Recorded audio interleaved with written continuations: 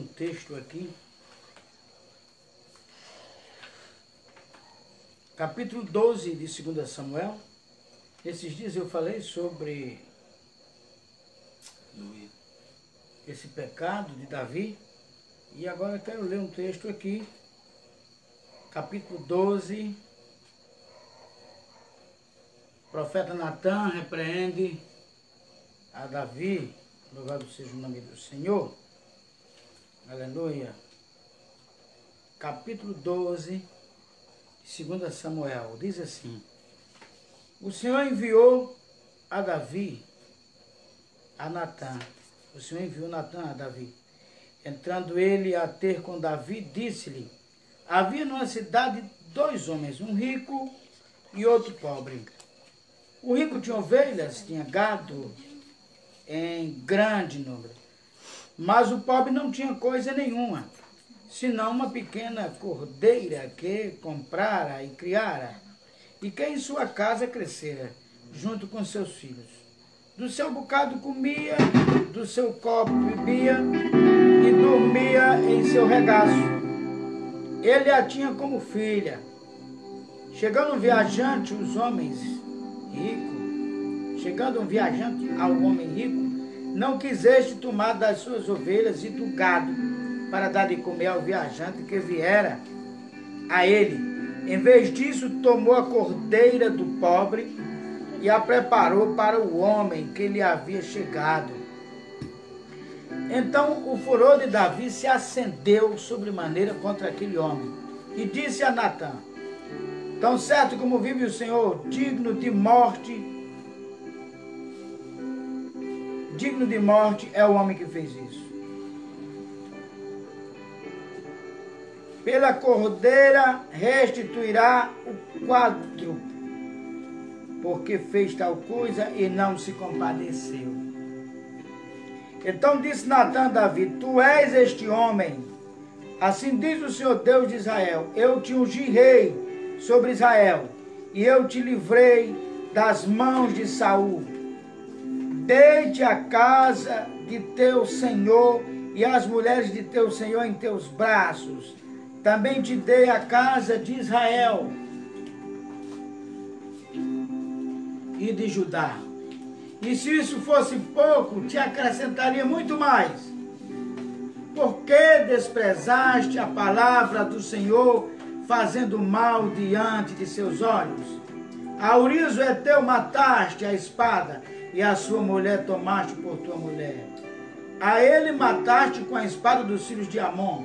Agora, portanto, a espada jamais se apartará da tua casa, porque me desprezaste e tomaste a mulher de Urias o Heteu para ser tua mulher. Assim diz o Senhor: eu suscitarei da tua própria casa o mal sobre ti, e tomarei tuas mulheres perante os teus olhos, e as darei a teu próximo, o qual se deitará com ela à plena luz do dia. Se deitará com elas à plena luz do dia. Tu fizeste em oculto, mas eu farei esse negócio perante todo Israel e à plena luz do dia. Então disse Davi a Natan: pequei contra o Senhor. Respondeu Natan: o Senhor perdoou o teu pecado, não morrerás.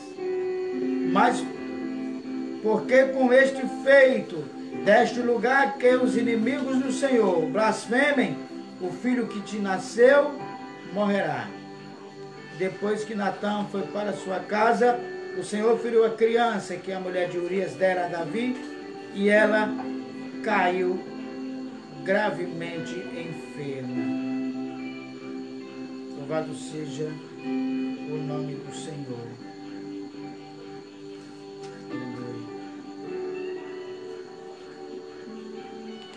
Deixa marcado aqui.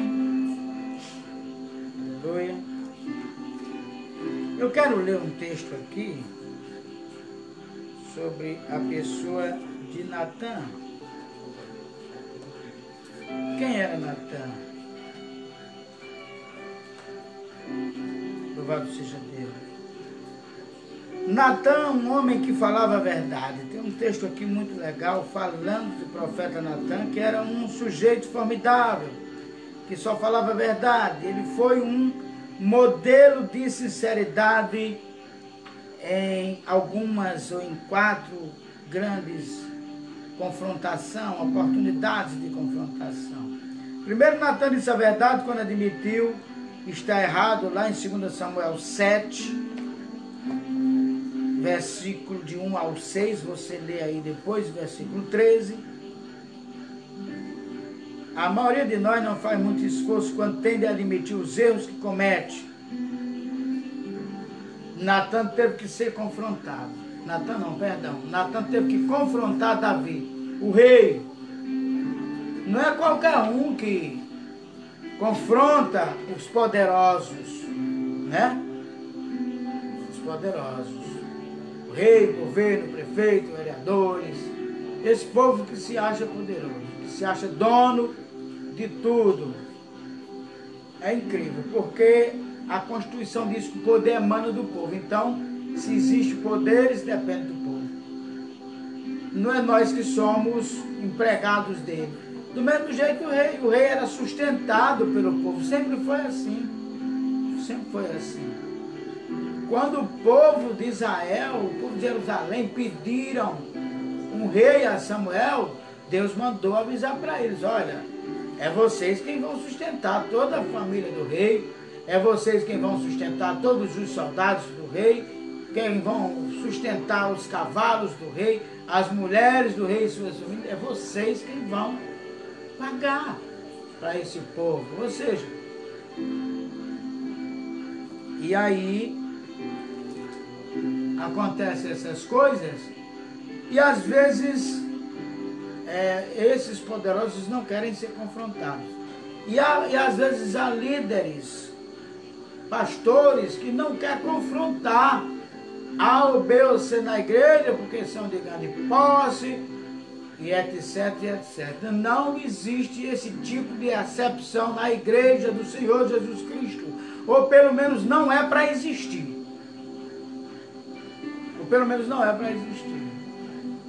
O grande na igreja é Deus.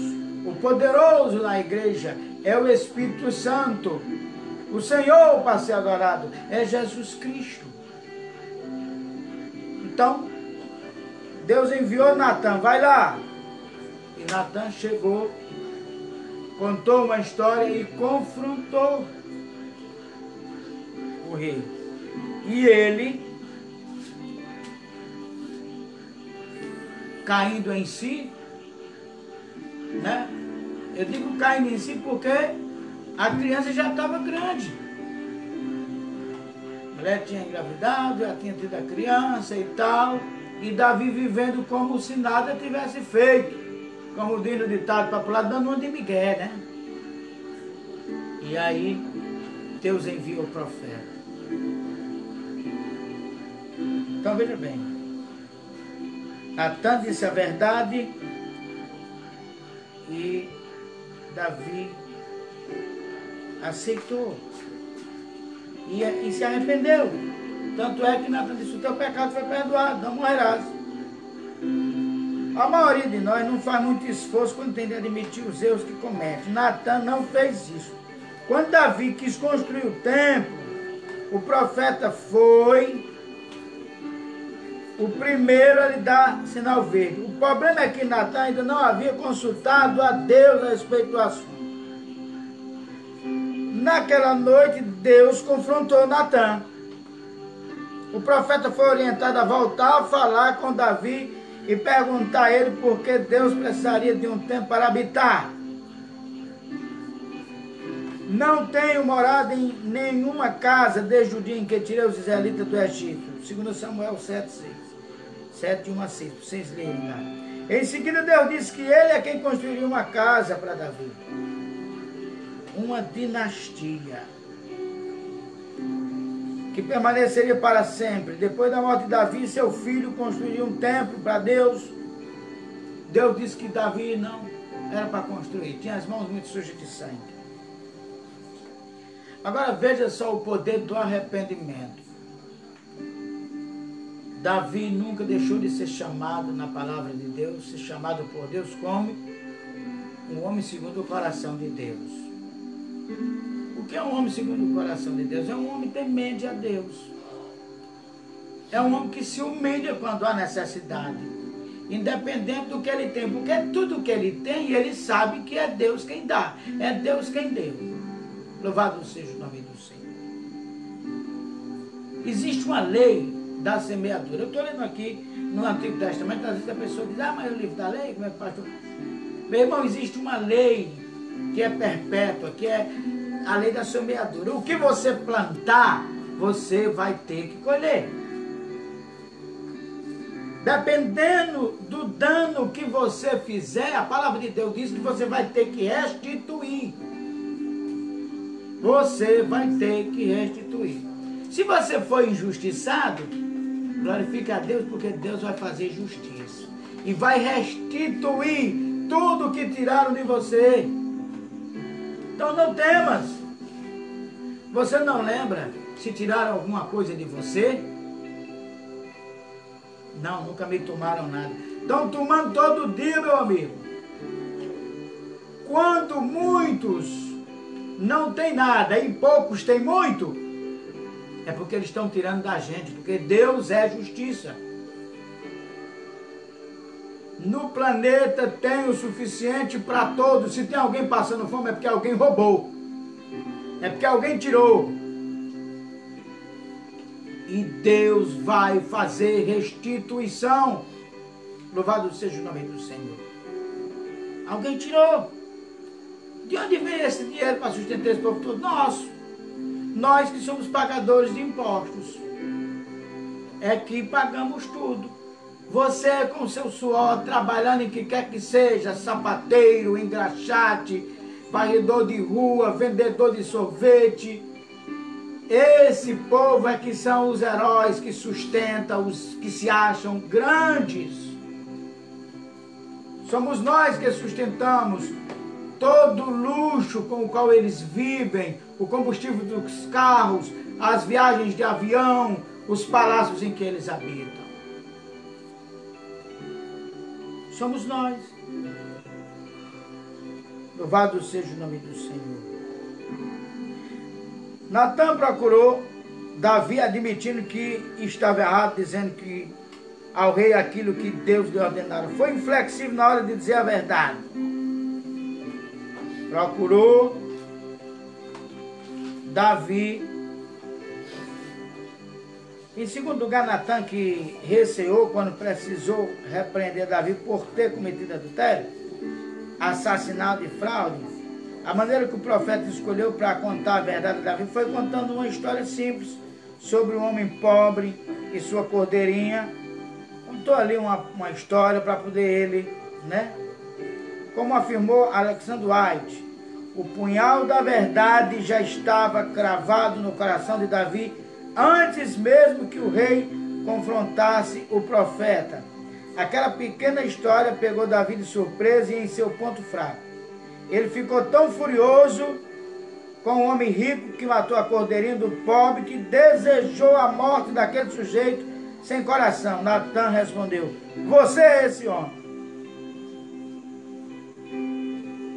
Tem gente que não é muito bom de dar notícia não, né? Tem gente que não é muito bom de dar notícia não. Tem gente que não sabe dar notícia. Natan, ele arrodeou por ali, contou uma história para depois dizer: tu é o homem, foi você quem fez isso. Depois de Davi confessar seu pecado, Natan disse a ele que Deus o perdoara. Porém, em virtude da penalidade prevista no Antigo Testamento, lembre-se que ali era a época da lei, né? Segundo a qual, se alguém roubar um boi ou uma ovelha, abatê-lo ou vendê-lo, terá que restituir 5 bois pelo boi e 4 ovelhas pela ovelha. O pecado de Davi seria punido em quádruplo. 4 de seus filhos morreram antes dele. O filho de Batseba, Amon, Absalão e Adonias. 4 filhos morreram porque ele mandou matar Urias. Deus é amor, mas é justiça também. Terceiro, Natã voltou em certo sentido a falar a verdade quando confirmou Salomão, o segundo filho nascido da união entre Davi e Batseba. E quando Natã foi corajoso ao proclamar Salomão rei, depois de Davi fracassar ao não impedir que seu outro filho Adonias tentasse usurpar o trono. A Bíblia diz que Adonias era muito mimado. Tudo que Adonias queria, o rei dava, fazia e etc. Aí Adonias achou que ele mesmo fez a festa lá, se disse rei, e aí foi quando conversaram com Salomão, Salomão mandou chamar, começaram com Davi, Davi mandou chamar, e ali colocou Salomão como rei no lugar dele. Então veja bem, Natã não tinha medo de falar a verdade, dedicou sua vida a isso, o que era um risco, dependendo de quem estava no trono, tinha o poder. Então não é para qualquer um correr, não é todo mundo que quer correr risco. Não é todo mundo que quer correr risco. Entende? Voltando aqui à palavra de Deus. Louvado seja o nome do Senhor. Aleluia. Glória a Deus. Aleluia. Aleluia.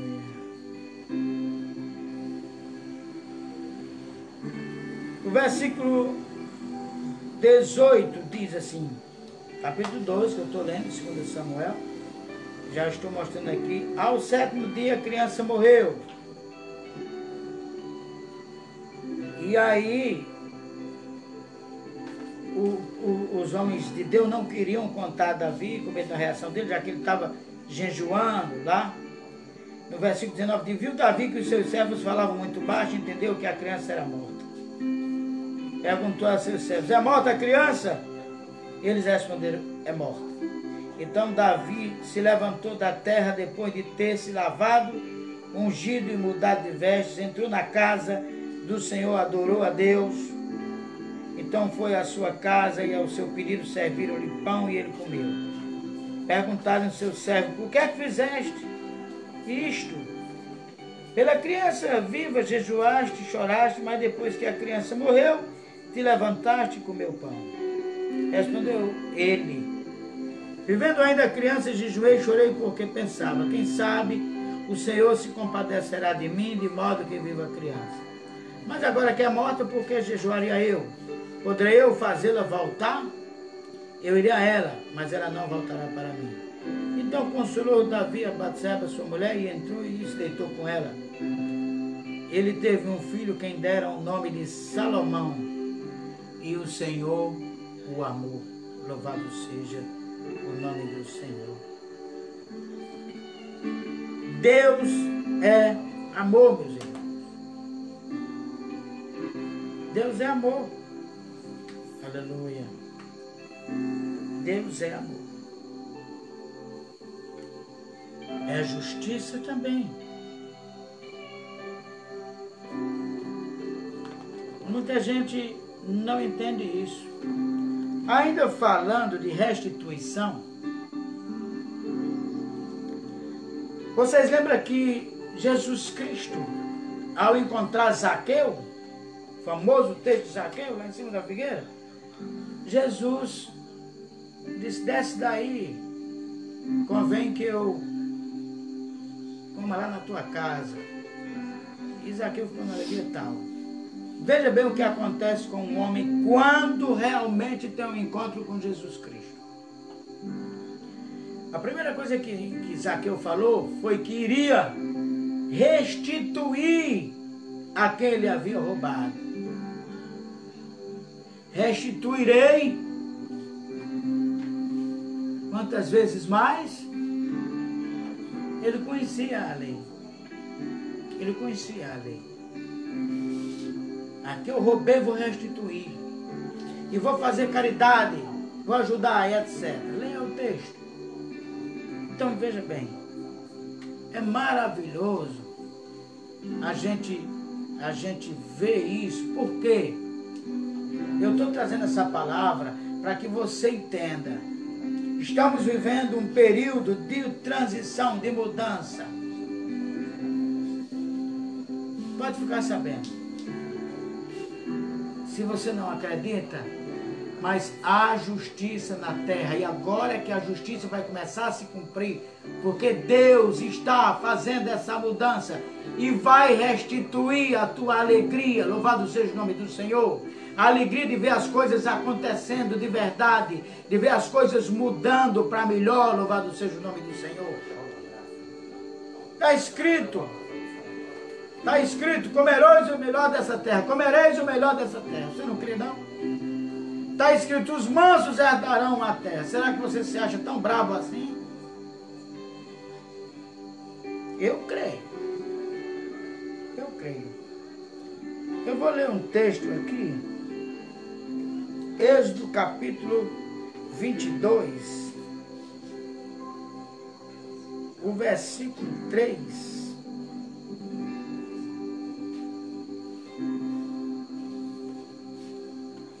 Êxodo 22, versículo 3, diz assim, se o sol houver saído sobre ele, eu vou ler o texto um pouco mais à frente para você entender. Olha só, se alguém furtar boi ou ovelha e o degolar ou vender por um boi, pagará 5 bois, e pela ovelha 4 ovelhas. Lembra aquele texto que foi citado? Se o ladrão for achado roubando e for ferido e morrer, o que o feriu não será culpado do sangue. Meus amados, eu tenho esse texto, esse Êxodo 22, 2, printado assim. Colocaram uma Bíblia. Quando começou aquela campanha para o presidente votar aquela lei, para o cidadão poder usar uma arma, aí fizeram botaram tipo um revólver em cima assim da Bíblia, aí escreveram Êxodo 22, versículo 2, esse versículo. Se o ladrão for achado roubando e for ferido e morrer, o que o feriu não será culpado do sangue. Rapaz, teve um camarada que nem é crente, nem é católico, eu não sei o que é que ele é, que ficou revoltado, disse cobras e lagartos comigo, porque eu tinha postado isso.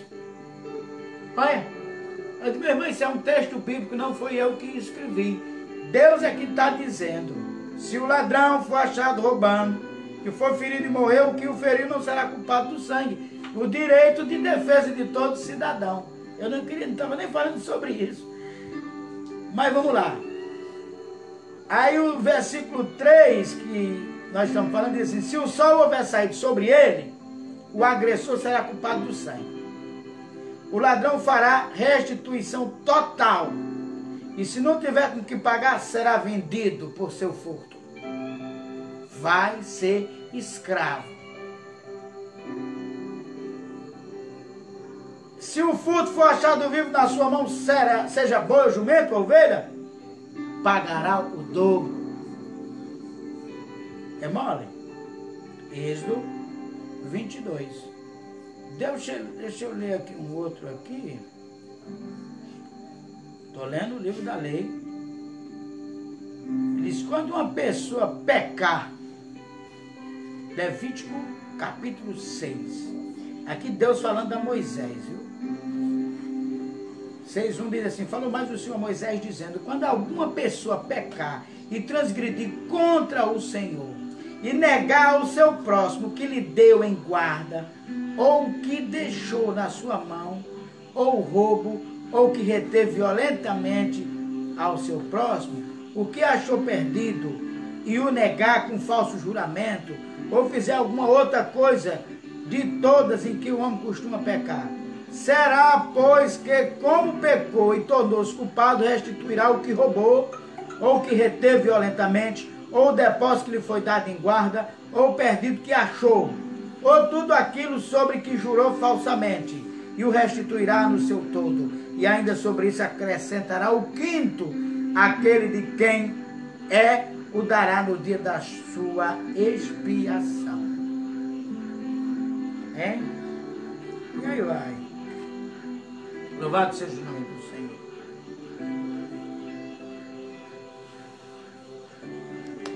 Você sabia que, de acordo com a lei, nós vivemos o tempo da lei, vivemos o tempo da graça. Só um lembrete aqui. Algumas pessoas chegam, o dízimo não é da graça, é da lei. O dízimo existe lá em Abraão, antes de Moisés sequer existir e promulgar a lei, tá certo? Ele só fez colocar o que já existia na lei ali, a respeito do dízimo. Abraão deu o dízimo a Melquisedeque. Promessa. Abraão, o pai da promessa. Nós, os filhos da promessa. Louvado seja o nome do Senhor. Mas a lei dizia, sabe o que a respeito do dízimo? Se o camarada atrasasse, dissesse assim, não, esse mês eu não vou dar o dízimo. Quando ele fosse dar, ele tinha que pagar o atrasado e ainda dar o quinto. E a gente nem prega isso, porque a gente sabe que isso é da lei. Outra coisa, pergunta que fazem, pastor Aldemir. O dízimo é obrigado, pastor? Quem faz essa pergunta é porque só dá se for obrigado. Sabia disso? Meu irmão, Deus tem obrigação de salvar os pecadores? Deus tinha alguma obrigação de mandar Jesus Cristo morrer porque não vai no cibazol? Não tinha. Então é a lei do amor que Deus está aplicando, porque Ele é amor, então Ele aplica a lei do amor. Jesus é uma prova de amor. A Bíblia diz que Ele amou o mundo de tal maneira que deu seu unigênito filho, seu único filho, para morrer pelos pecadores, por quem não merece. Por quem não merece. Então Ele aplica a lei do amor. A Bíblia diz que se não fosse as misericórdias de Deus, nós há muito tempo seria consumido, tinha se acabado. Então Deus está aplicando o amor. O que é que o amor faz? O amor liberta. O amor liberta. Entendeu? O camarada que diz que ama a esposa e ela vive numa cadeia presa, não pode nem se bolir, não pode se mexer, não pode ir para canto nenhum, não pode fazer aquilo. Ele de oi, tranca a porta, não sei o quê. Isso é amor. Isso é uma doença, rapaz.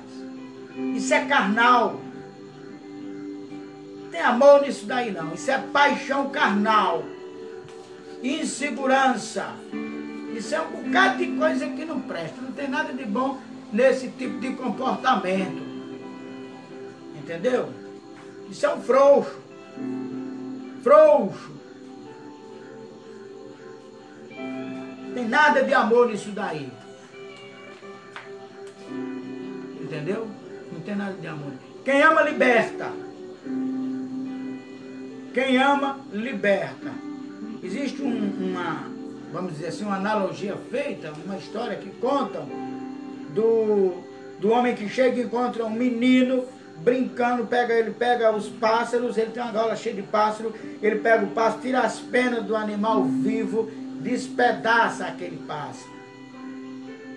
E aí o homem chega e pergunta por que ele faz aquilo. Porque gosta de fazer aquilo. Porque gosta de brincar daquele jeito, despedaçando os pássaros. Aí então o homem quer comprar os pássaros, quer comprar aquela gaiola com os pássaros. Quanto você quer? Para que você quer esses pássaros? Você não quer vender? Eu quero comprar. E ele convence, eu estou resumindo a história, ele convence o menino a vender os pássaros. Compra caro, o menino sai os pulos de alegria com um bocado dele. Comprou muito caro. Ele vai, solta os pássaros todos. Foi isso que Jesus fez. É isso que Jesus faz. Você está sendo esmagado, você está sendo despedaçado pelo mundo, por Satanás, pelas tribulações. Você está sendo atormentado na sua mente com notícias ruins, com coisa aí, você... tem gente morrendo aí só com as notícias. Ninguém pode dar nem um espirro perto que diz, vala, meu Deus, vou morrer. Espirraram perto de mim. Já fica doente ali mesmo. Sei não. Jesus morreu para que nós tenhamos vida nele. E as promessas de Deus é para quem crê. Se você crê, toma posse e elas virão num tempo determinado por Deus. Homem nenhum pode determinar. É Deus quem determina. Ele é o Deus da justiça. Ele é o Deus do amor. Ele é o Deus que liberta. Louvado seja o nome do Senhor. E quem tem Jesus, também liberta. O que Jesus fez foi exemplo para nós. Nós temos que fazer. Amar, libertar. Orar pelas pessoas. Não guardar mágoa no coração. Não guardar ódio no coração. Coração de salvo não tem espaço para isso. Não tem espaço para isso. Saiba disso. Deixa eu ver aqui um outro versículo sobre restituição. Provérbios 6:31. Estou abrindo aqui no meu celular, tomara que eu consiga. Parece que o bicho apagou de vez aqui. Não acredito que ele tenha arriado a bateria, não. Apagou. Mas vai. Deu uma pleura aqui nele, deu um negócio. Vou aqui na Bíblia. Provérbios 6:31. Louvado seja o nome do Senhor.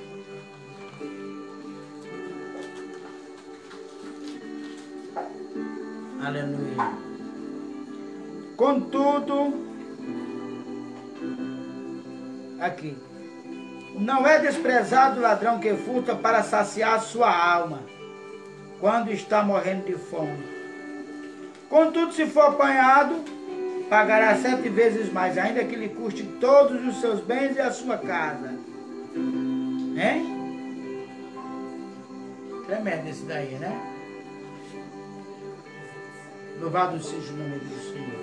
Eu estou falando isso, irmão, porque as pessoas estão de um jeito que não está acreditando que o mal vai ter fim, que essas pessoas que estão fazendo esses absurdos, soltando bandido e prendendo cidadão, não vão pagar.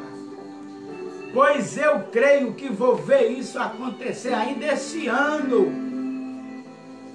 Viu? Eu creio que Deus vai fazer. Louvado seja o nome do Senhor. Deus está fazendo e vai fazer. Louvado seja o nome do Senhor. Então, restituição. Aleluia.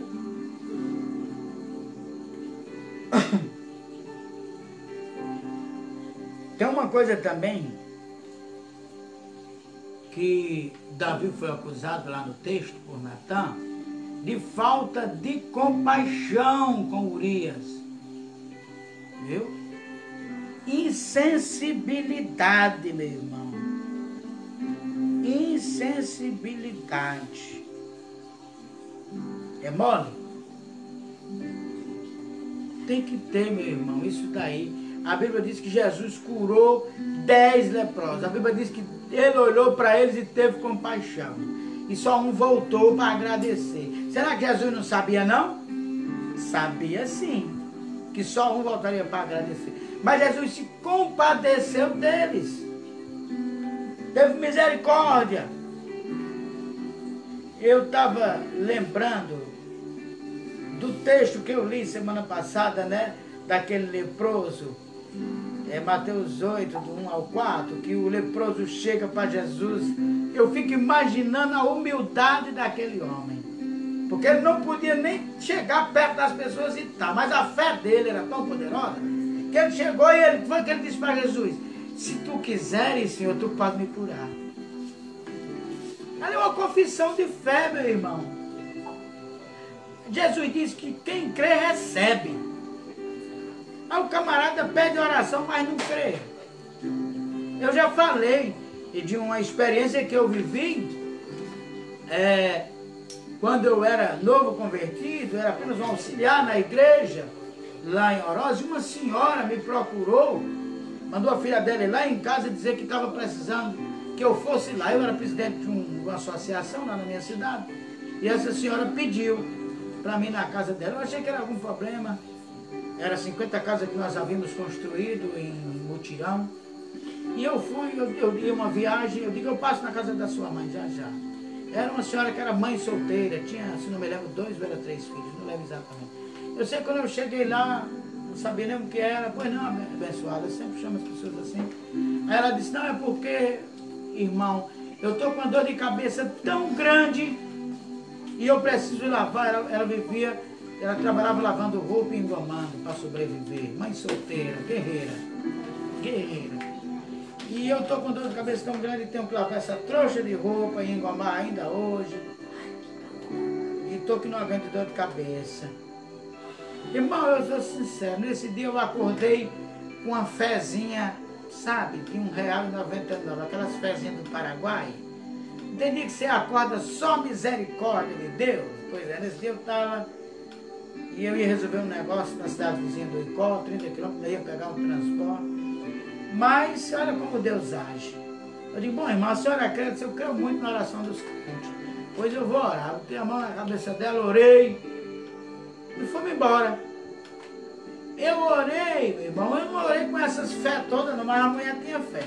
Meu irmão, eu fui contaminado por aquela fé daquela mulher de uma forma que quando eu saí da casa dela, que andei cerca de 50 metros, o Espírito me tomou em poder, que aí eu comecei a chorar. Aí eu orei, que eu acho que quem tivesse com dor de cabeça naquela vila foi curado tudinho. Aí eu orei, chorando, fiz uma viagem, que depois eu conto como foi maravilhosa e o que Deus fez nessa viagem.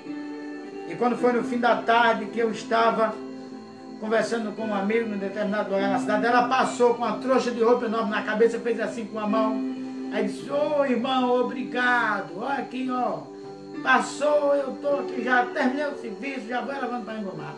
Eu fiquei numa alegria muito grande. Deus usou aquela mulher, era novo convertido.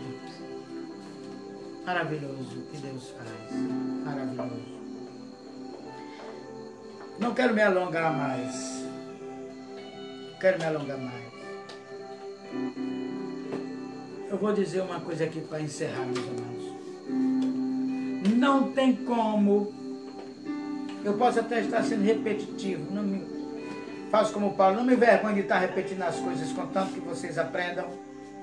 Não tem como um homem, uma mulher, um jovem que é cheio do Espírito Santo não ter, não se compadecer, não ter misericórdia das pessoas que estão aí sofrendo, independente do que seja elas, alcoólatra, drogado, não tem como. Não tem como você não chorar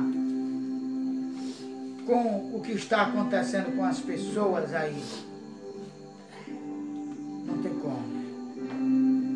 Não tem como. O Espírito Santo, ele coloca uma sensibilidade no coração da gente. O amor de Deus é muito poderoso e muito grandioso. Não cabe em nós. Não cabe. Não tem como. Eu não acredito. Ódio no coração de crente, isso não existe, pelo amor de Deus. Sinto muito, se você odeia, se você é rancoroso, se você é rixoso, se você é aquele que guarda para se vingar, tome vergonha na sua cara e se reconcilie com Deus. Sabe, caia de joelhos nos pés dele e peça a Deus misericórdia, Senhor tem compaixão de mim, me ensina, derrama o teu amor em mim. E ultimamente Deus tem derramado amor, irmão, é o maior poder que existe. Você não lê não o que Paulo diz? Existe o quê? A fé, a esperança e o amor, é isso? Qual é o maior? O amor. O amor. É o maior poder que existe. O poder do amor ultrapassa a morte, os tempos, é eterno, porque Deus, que é amor, é eterno. O poder do dinheiro É só aqui, morreu, não leva nada. Caixão não tem gaveta. Não tem cofre lá na cova, não. Pra botar, não.